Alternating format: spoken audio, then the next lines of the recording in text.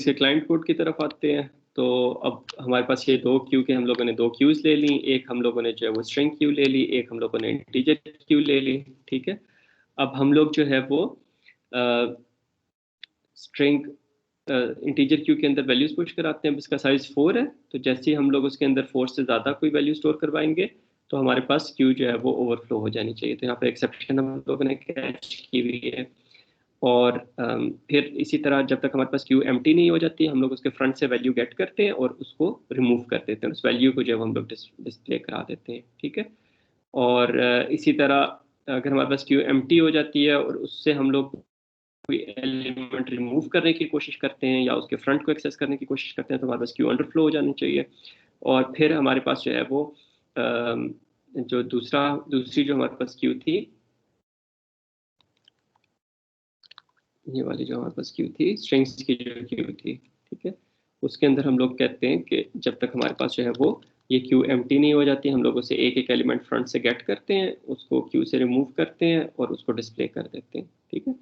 तो इस कोड को कौन एक्सप्लेन करेगा? ये वाला जो कोड है ये क्या कर रहा है?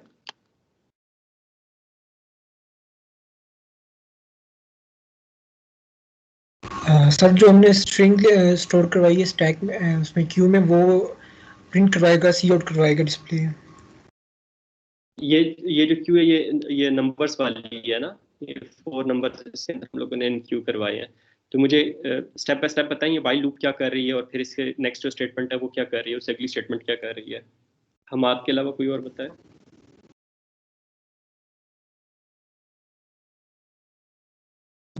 सर वाइल लूप ये कि जब तक क्यू एम्प्टी नहीं हो जाता, फिर जो फ्रंट पे वैल्यू पड़ी है वो वैल में आ जाएगी और फिर एस डॉट पॉप से हम उस वैल्यू को पॉप कर देंगे और जो वैल्यू है वो हम डिस्प्ले करा देंगे। ठीक है, एक्सीलेंट, थैंक यू। अच्छा, अब हम लोग जो है वो इसको रन करके देखते हैं। Let's see if it compiles.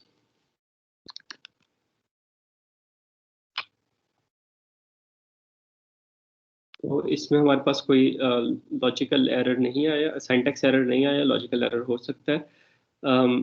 अब हम लोगों ने क्या करना है कि जो क्यू है उसका साइज 4 लिया हुआ है।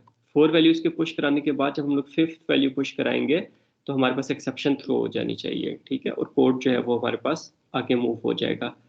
फिर इन 4 वैल्यूज को जब हम लोग पुश करवा चुके होंगे क्यू में, तो फिर हम लोग क्या करेंगे, उन्हें डिस्प्ले करेंगे।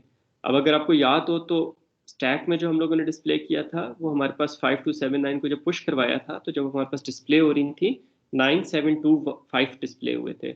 यहाँ पे हमने जिस ऑर्डर में पुश करवाया उसी ऑर्डर में डिस्प्ले होना चाहिए। दैट मीन्स अगर 5 to 7 9 हम लोगों ने क्यू में जो है वो स्टोर करवाया है, तो इसी ऑर्डर में 5 to 7 9 ही हमें वो वैल्यूज मिलनी चाहिए। फिर हम लोग एम्प्टी स्टैक के ऊपर, सॉरी एम्प्टी क्यू के ऊपर जब हम लोग पॉप का ऑपरेशन परफॉर्म करेंगे तो हमारे पास एक्सेप्शन थ्रो होनी चाहिए, क्योंकि हमारे पास जो है वो क्यू एम्प्टी हो चुकी है और क्यू अंडरफ्लो की हमारे पास का एरर हमारे पास आ जाएगा। फिर हम लोग एक स्ट्रिंग की क्यू लेते हैं, उसके अंदर 3 वैल्यूज हम लोग पुश करवाते हैं और फिर हम लोग जो है वो उन वैल्यूज को 1 बाय 1 रिट्रीव करते हैं। तो जिस ऑर्डर में वैल्यूज हम लोगों ने पुश करवाई है उसी ऑर्डर में हमारे पास वैल्यूज हमें मिलनी चाहिए। तो इसको हम लोग एग्जीक्यूट करके देखते हैं।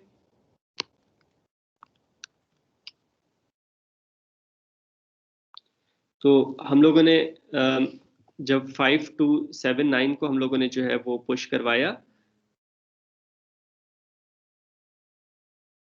ये 5 to 7 9 को पुश करवाया, जो क्यू का साइज था वो हमारे पास 4 था, तो 4 एलिमेंट्स हमारे पास क्यू में चले गए। उसके बाद जो स्टेटमेंट थी उसके ऊपर हमारे पास क्यू ओवरफ्लो का एरर हमें डिस्प्ले हो गया, क्योंकि उस एक्सेप्शन को जो है वो हम लोगों ने कैच किया हुआ है, तो उसे कैच करके हम लोगों ने डिस्प्ले करा दिया एंड वी मूव अहेड।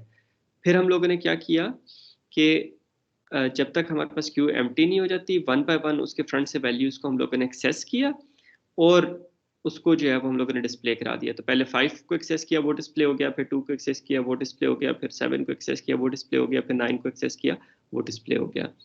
और फिर हम लोगों ने क्या किया कि जब क्यू एम्प्टी होगी फिर एक एलिमेंट को पॉप कराने की कोशिश की। जब एलिमेंट पॉप करवाने की कोशिश की तो हमारे पास क्यू अंडरफ्लो का हमारे पास एक्सेप्शन जो है वो हमारे पास थ्रू हो गई। फिर हम लोगों ने एक और क्यू स्ट्रिंग टाइप के लिए, क्योंकि टेम्पलेट्स लिए हुए हैं, इस वजह से हम लोग क्यू जो है वो किसी भी डेटा टाइप की ले सकते हैं। उसके अंदर हम लोगों ने जो है वो क्या किया कि स्ट्रिंग को जब हम लोगों ने लिया तो फिर हम लोगों ने स्ट्रिंग वैल्यूज उसके अंदर हम लोगों ने पुश करवाई, और फिर उसी तरह 1 बाय 1 उनको रिट्रीव किया, उनको डिस्प्ले किया, और फिर हम लोगों ने दैट्स इट, उन्हें जो है हम लोगों ने डिस्प्ले कर दिया। तो the code is apparently working fine. पहले हम लोगों ने नोकिया को पुश किया था, फिर सैमसंग को, फिर क्यू मोबाइल को, तो इसी ऑर्डर में Nokia, Samsung, push, Q mobile, इसी ऑर्डर में हमें वैल्यूज जो है वो मिल गई। ठीक है बेटे, यहाँ तक कोई क्वेश्चन हो आप लोगों का?